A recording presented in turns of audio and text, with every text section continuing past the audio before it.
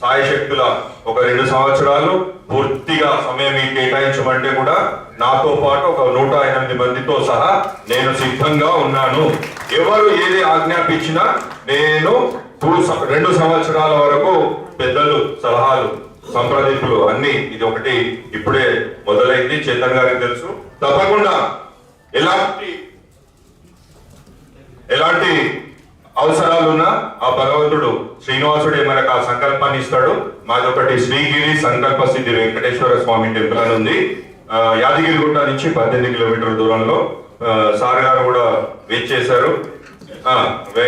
వెలుగుబడి గారు వచ్చారు, చేతన్ గారు వచ్చారు.